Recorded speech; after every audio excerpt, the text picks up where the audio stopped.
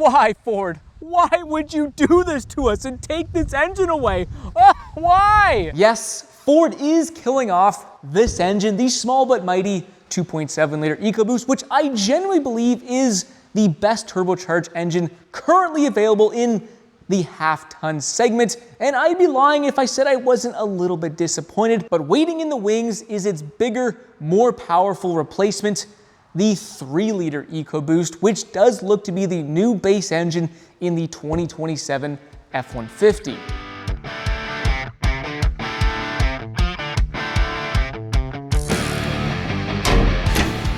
Welcome back, I'm Alex. It is windy as heck out there today, so we're in the shop. And yes, it is true. This is the last time you'll see this engine under the hood of a new F-150 because after 11 years of service, the 2.7 liter EcoBoost is not going to be an engine option moving forward into 2027, at least in the F-150s. And today I want to discuss why Ford would potentially make this move, as well as the pros and the cons of discontinuing this 2.7 liter EcoBoost and bringing in the larger 3-liter EcoBoost. But first, two things. If you're wondering what the 3-liter EcoBoost is all about, I did a full engine review on the 3-liter EcoBoost last year, and I'll link that up here somewhere so you guys can check it out. Secondly, there is no official confirmation from Ford whatsoever, but with all of the major automotive news outlets reporting this to be true, it looks like it probably is. The 2.7 liter EcoBoost, aka the Nano, was introduced in 2015 and it really shook up the half-ton segment. This was the smallest displacement engine put into a full-size truck since the Second World War, and myself, like others, question whether or not this engine actually belonged in a full-size truck platform, but she proved her worth. Currently on the second generation, packing 325 horsepower, 400 pound-feet of torque, not the most powerful engine, but I was shocked when I hooked up my 8,000-pound trailer behind this engine on my towing loop, and it outperformed larger V8 engines like the 5.7-liter HEMI, as well as the 5.3-liter V8 in the GM trucks. I'm pretty impressed with this 2.7-liter EcoBoost. I just don't know what bad things you can say about it in terms of its towing performance today on my towing loop. The max towing capacity is only 7,500 pounds, and we are towing 8,000 pounds, so you would think that this engine is just gonna struggle all the way down the road, and it didn't. It was just a seamless experience and it just got the job done. Here we go. Boom, to the floor.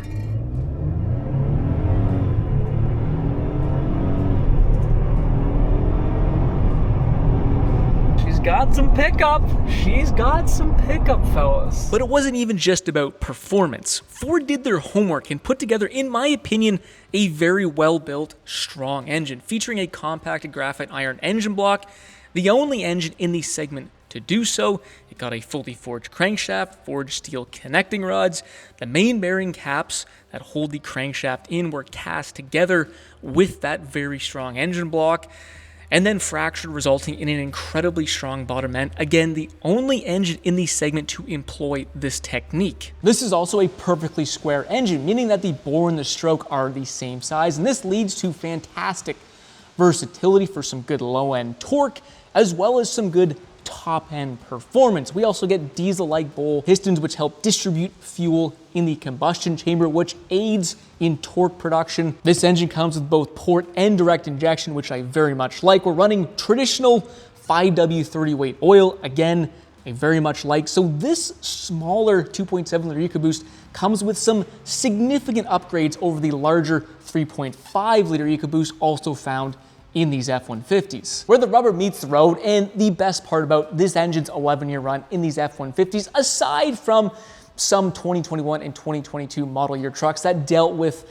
intake valve problems, these engines were just durable, something that is not often attributed to modern, complex turbocharged engines. And if I had a gun to my head forcing me to buy a turbocharged engine in a half-ton truck, this would be it, ladies and gentlemen. So the big question, why would Ford move off this well-performing and what I'm going to assume is also a well-selling engine?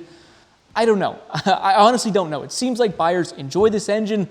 It's pretty durable, it's fuel efficient, and in my opinion, this base engine in terms of power and performance is superior to what the competition has to offer. What we do know is that this engine's replacement, the larger 3-liter EcoBoost, is born of the same bloodline as this engine. It shares the same architecture DNA, which is, I think, a good thing because this 2.7 liter, despite being a smaller displacement engine, she's leaving some large shoes to fill. The 2.7 as well as the 3-liter EcoBoost share incredible similarities. Both engines are dual overhead cam, twin turbocharged 60-degree V6s. Both engines come with a compacted graphite iron engine block. Both engines come with the same bottom end architecture, forged crank, forged connecting rods.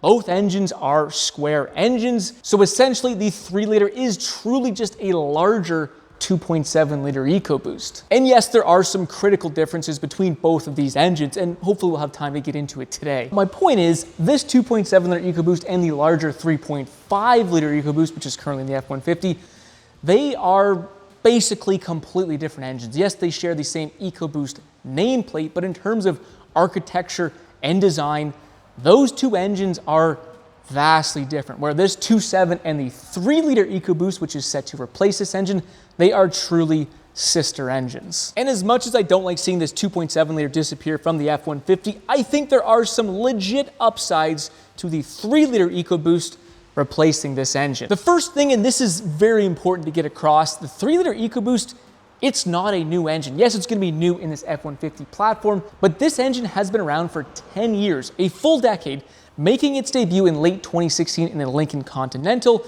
and I think that is a very important fact to remember. So Ford's not replacing this 2.7 with an unknown engine. As we just mentioned, the 3-liter is heavily based off this engine's design in the first place. They're sister engines, and the 3-liter has been in the hands of real-world owners for a decade, allowing Ford to tweak and fix any of the growing pains associated with this engine, making it somewhat well vetted. And in all the platforms the 3-liter EcoBoost has been in, it's proven to be a decently reliable platform. Is it perfect?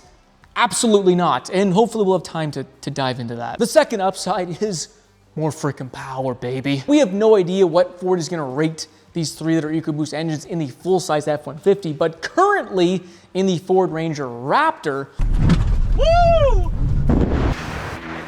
This thing flies! The 3-liter EcoBoost is rated at 405 horsepower, 430 pound-feet of torque. And the first scenario is that Ford keeps those power figures. That would mean, first of all, that this F-150's base engine would come with over 400 horsepower, but also it would now blow the doors off the competition's base level engines. I mean, Ram is still out here putting the 3.6 liter Pentastar engine in their Ram 1500s, which puts out a whopping 271 pound-feet of torque. You know what vehicles come with more torque than a base Ram 1500? The 2-liter EcoBoost in the Ford Maverick and the Ford Escape, the Hyundai Santa Fe, the Mazda CX-50, the Kia Sorento, the Mazda 3 Turbo. And yes, the Pentastar is a naturally aspirated V8. So over the long haul, you could make the very valid argument that it is going to be more reliable. But when you're comparing the power figures of what the 3-liter EcoBoost could be potentially rated at, it's not even close. It's not even the same ballpark. When I did drive the 3-liter EcoBoost in that Ranger Raptor, it was pretty fun. We'll go through a couple gears.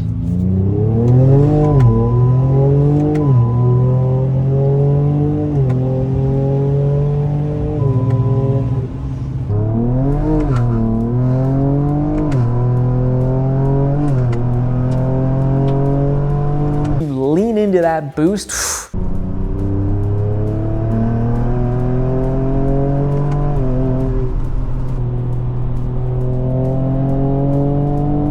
And that Ranger Raptor weighed just over 5,300 pounds. She wasn't light, and that's pretty much what a 4x4 crew cab is going to weigh, potentially even lighter. So that 3-liter EcoBoost, she'll move a full-size F-150. But again, we don't really know what Ford's gonna do with the power figures in the F-150. Realistically, I could see Ford dropping the power figures a little bit, maybe to that 375 horsepower mark, maybe pushing the torque up to like 450 pound-feet, or even just leaving it at that 430 pound-feet of torque for a couple of reasons. First of all, both the 5-liter Coyote as well as the larger 3.5-liter EcoBoost both make 400 horsepower. So to have Ford's base level engine making 5 more horsepower than those flagship engines in the F-150 just seems a little bit wrong and probably not great for business. Secondly, lowering or detuning the 3-liter just a little bit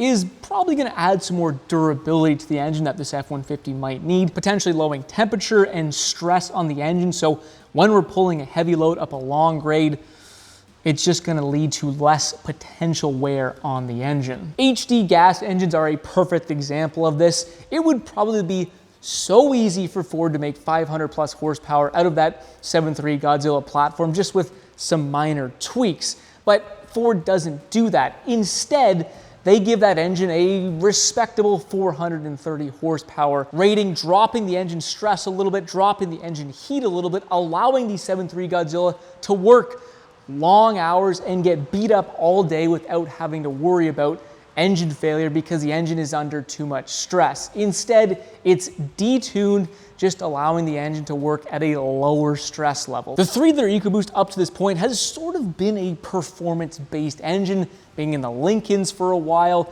then shifting to the Ford Explorer ST, and then now in the Ford Ranger Raptor, all sort of performance-based engines. And since the 3-liter is more or less a square engine, there's lots of versatility. So Ford can squeeze out lots of good top-end performance, but maybe when they put it in the F-150, they detune it just a little bit and really lean into that bottom-end torque that something like an F-150 is going to need. Lastly, on power, the Ranger Raptor can have a Ford-installed tune, giving it 455 horsepower, 536 pound-feet of torque. I really think this is a cool upgrade. Normally it's about $850, but right now at this dealership, you can get it for $660, a little bit of a discount.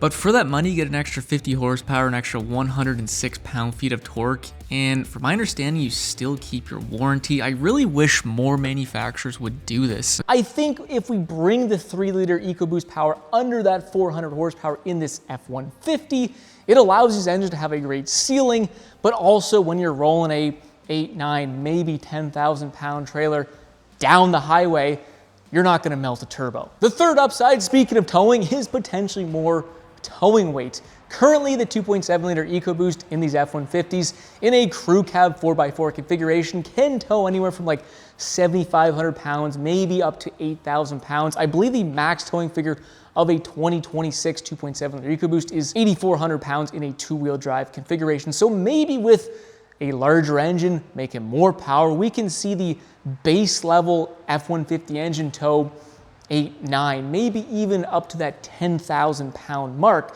which I think is important. Why?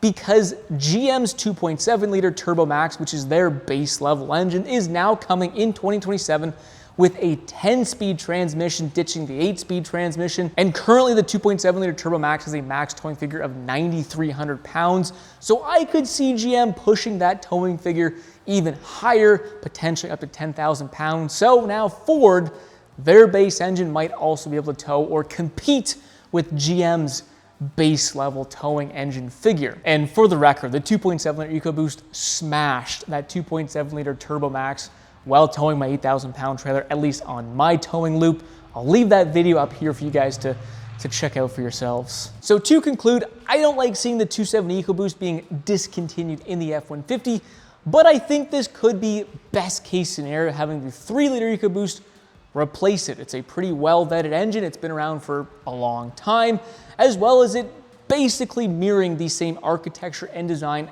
of the 2.7-liter EcoBoost. So in a perfect world, we'll see the same durability that we saw with the 2.7, except we'll have better power and performance. But we don't live in a perfect world, do we, fellas? The first downside I see going from the 2.7 to the 3-liter EcoBoost is that this 2.7-liter uses both port and direct injection for its fueling system, which I like.